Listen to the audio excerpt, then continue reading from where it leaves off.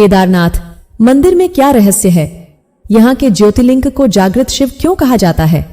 चलिए बताते हैं एक सच्ची कहानी के साथ में, जहां भगवान शिव के गण ने कैसे की अपने भक्त की रक्षा। ध्यान से पूरी कहानी अंत तक सुनिए, आपके रोंगटे खड़े कर देगी।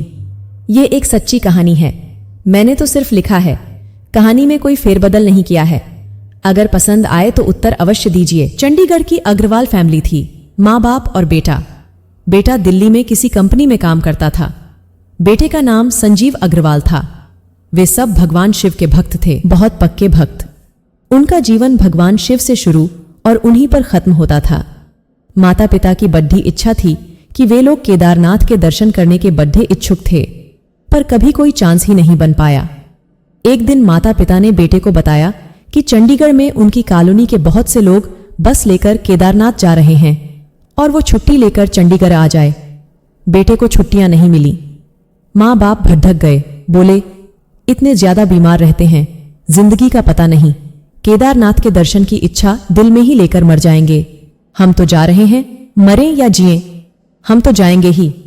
संजीव ने समझाया बहुत, पर वे नहीं माने और वे लोग ग्रुप के साथ चले गए। सडीडीडीएचक की यात्रा तो आराम से पूरी हो गई।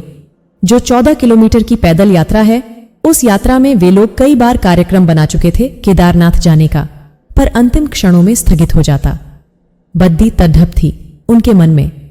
संजीव की मां का दम फूल गया, धड़कन बेहद ज्यादा बढ़ गई, शुगर भी डाउन हो गई। उन्हें लगा कि वे मरने वाली हैं।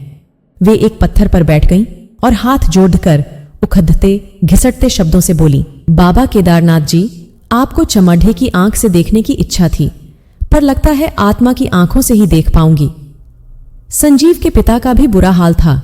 2 साल पहले ही उनका बाईपास हुआ था, किडनी की भी दिक्कत थी। वे कोई मदद कैसे करते? मदद मांगने के लिए आसपास कोई था ही नहीं। उन्हें दोनों को अपना अंत निकट दिखाई दे रहा था। तभी एक 24-25 साल का सांवला से लड्डे डेचका वहां आ गया और संजीव की मां के कंधे पर हाथ रखकर बोला, आंटी जी, कोई दिक्कत है क्या? उस लड्डे डेचके के कंधे पर हाथ रखते ही उनकी जान में जान आ गई। लड़के ने अपने पिटू बैग से बिस्किट निकाले और उन्हें खिलाए, पानी पिलाया। उनके बैग से दवाइयां निकाल कर दी और तबीयत संभलने के बाद उस युवक ने सहारा देकर संजीव के मां बाप को मंदिर तक पहुंचा दिया।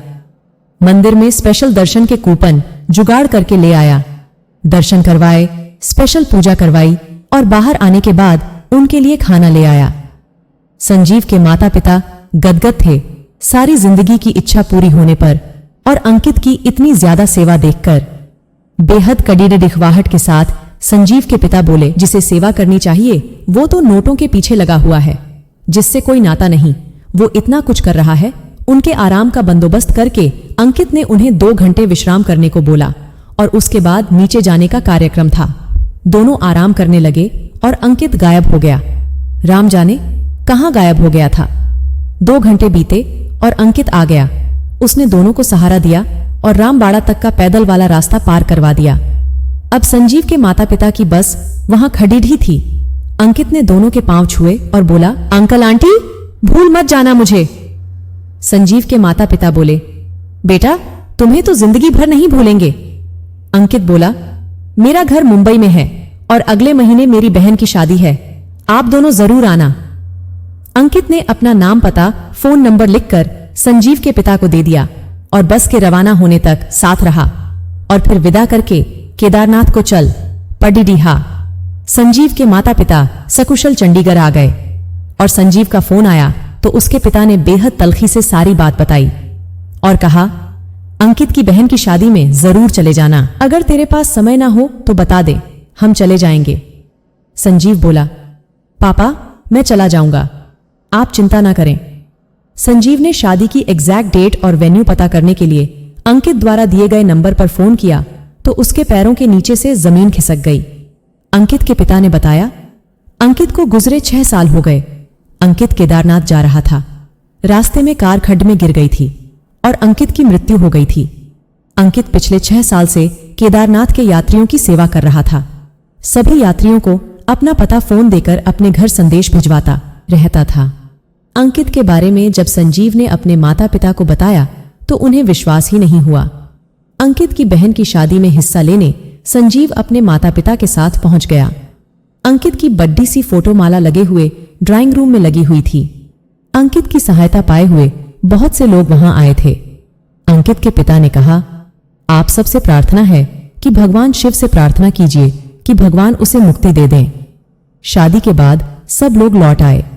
12 दिन बाद संजीव अपने माता पिता के साथ केदारनाथ गया अंकित के लिए प्रार्थना करने। उन्हें अंकित नहीं मिला। अंकित प्रेतात्मा नहीं, शिव का गण बन गया होगा।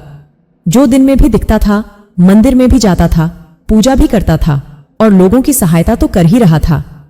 जय बद्री, जय केदार भवसागर से लगाए पार।